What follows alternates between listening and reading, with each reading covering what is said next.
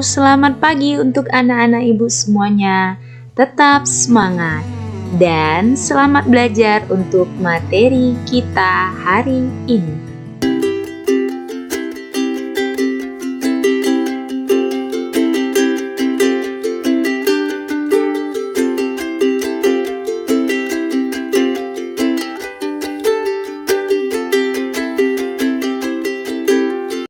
Selamat pagi, kita masuk materi kelistrikan pada sistem saraf. Buka e-book IPA Terpadu Kamu halaman 99 sampai halaman 108. Pada seluruh bagian sel tubuh kita terdapat kelistrikan. Nah, setiap sel tubuh kamu memiliki tegangan antara minus 90 megavolt pada saat rileks sampai 40 megavolt pada saat beraktivitas, sehingga dikatakan bahwa sel saraf memiliki kelistrikan. Apakah fungsi sistem saraf bagi tubuh kita? Sebagai alat pengenal perubahan yang terjadi di luar tubuh atau alat penghubung antara tubuh dengan dunia luar melalui indera. Sebagai alat pengatur atau alat pengendali tanggapan atau respon terhadap keadaan sekitar, dan mengatur dan mengendalikan kerja organ tubuh sehingga organ tubuh tersebut dapat bekerja secara teratur sesuai dengan fungsinya. Sistem saraf manusia merupakan sistem koordinasi atau sistem kontrol yang bertugas menerima rangsang, menghantarkan rangsang ke seluruh tubuh, dan memberikan respon terhadap rangsangan tersebut. Rangsangan dapat berasal dari luar tubuh, seperti suhu, cahaya, suara, bau, tekanan, dan lain-lain. Atau rangsangan berasal dari dalam tubuh, seperti rasa lapar, haus, dan lain-lain. Dalam menjalankan tugasnya, sistem saraf dengan alat indera serta sistem hormon membentuk koordinasi tubuh. Berikut ini adalah peta konsep sistem saraf pada manusia yang terdiri dari susunan saraf pusat dan susunan saraf tepi. Kita bahas terlebih dahulu susunan saraf pusat yang terdiri dari otak atau encephalon dan sumsum tulang belakang atau medula spinalis.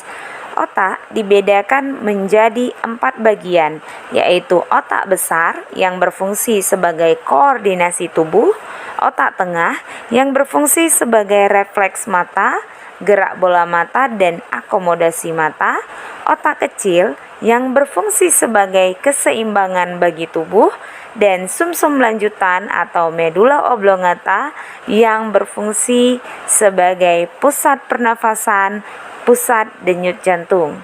Nah, untuk sumsum tulang belakang atau medula spinalis berfungsi sebagai gerak refleks tangan dan kaki.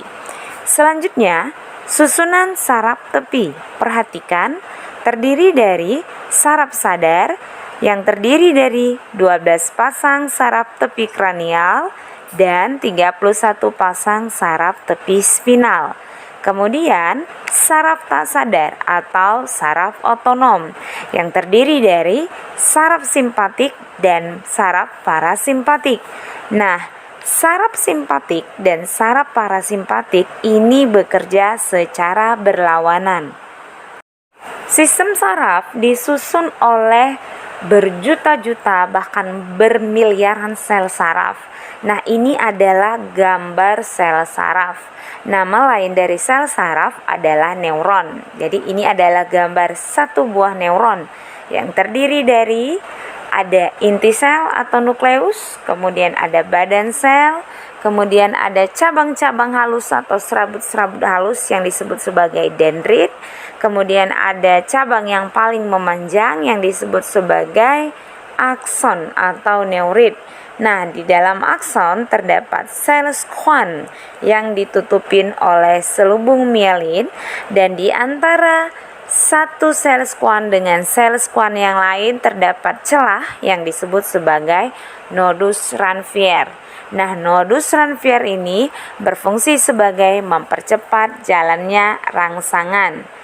Ingat anak-anak ibu, impuls saraf melintas di sepanjang sel saraf terbesar dengan kecepatan 90 meter per sekon. Untuk lebih jelas mengenai sel saraf, perhatikan fungsinya. Dendrit merupakan tonjolan pendek yang menghantarkan rangsang dari reseptor ke badan sel. Badan sel menerima rangsang dari dendrit dan menghantarkan ke akson. Kemudian akson menerima rangsang dari badan sel dan menghantarkan ke sel saraf lain. Inti sel berfungsi mengatur segala aktivitas sel saraf. Nodus Ranvier mempercepat jalannya rangsang. Sinaps itu adalah ujung akson. Sinapsis adalah kumpulan dari sinaps. Sel saraf dibedakan menjadi 3 macam. Satu, sel saraf sensoris, perhatikan gambarnya. Yang kedua, sel saraf penghubung atau konektor, perhatikan gambarnya.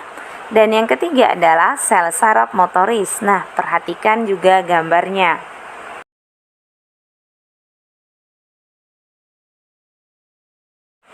Sel saraf sensorik berfungsi menghantarkan rangsangan dari reseptor ke sumsum tulang belakang.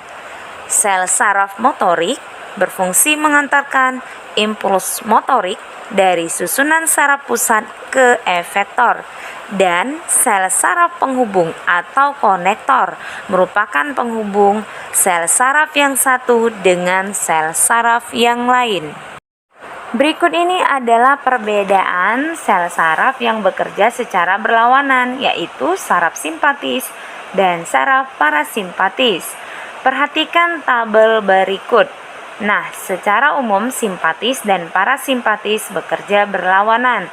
Seperti pada pupil mata, simpatis melebarkan pupil, parasimpatis mengecilkan pupil atau menciutkan pupil.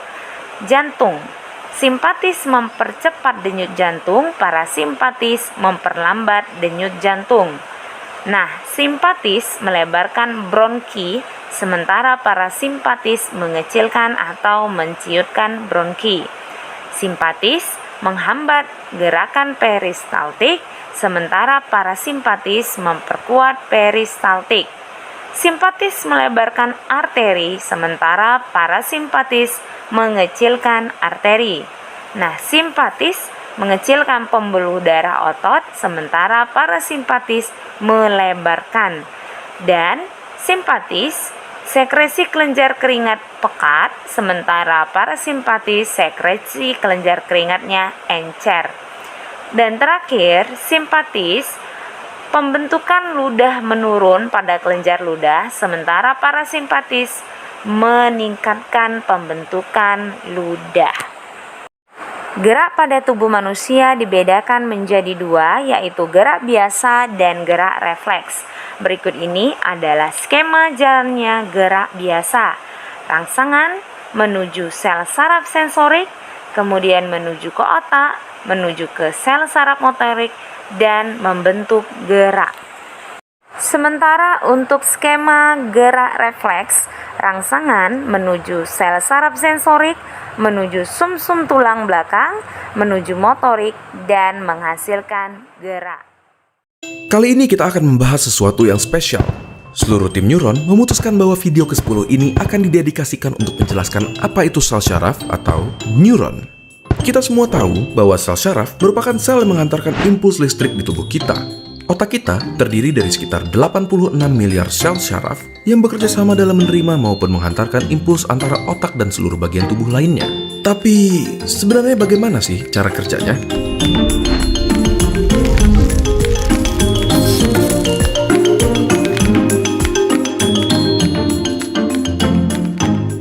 Pertama, kita mulai dari strukturnya terlebih dahulu. Salah satunya ada yang namanya akson. Bagian ini bertanggung jawab dalam transmisi impuls listrik dari satu sel syaraf ke sel syaraf berikutnya, yang akan berujung ke target akhir yaitu organ ataupun otot.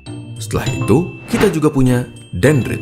Dendrit adalah struktur yang bertanggung jawab dalam menerima impuls dari sel syaraf lainnya, dari organ maupun otot, ataupun dari otak. Impuls listrik ini akan bergerak dari dendrit melalui badan sel, yaitu struktur lain di sel syaraf yang berisi nukleus, suatu organel yang berisi material genetik yang mengatur pertumbuhan dan perkembangan dari si sel syaraf. Selain itu, ada banyak sel syaraf yang memiliki struktur bernama selubung mielin yang membantu dalam kecepatan konduksi impuls listrik yang melewati sel syaraf. Tahu nggak? Konduksi listrik di badan kita bisa mencapai 120 meter per detik di sel syaraf yang mempunyai selubung mielin. Oke, kita sudah mendapatkan gambaran dari struktur sel syaraf. Tetapi, bagaimana dengan transmisi impulsnya?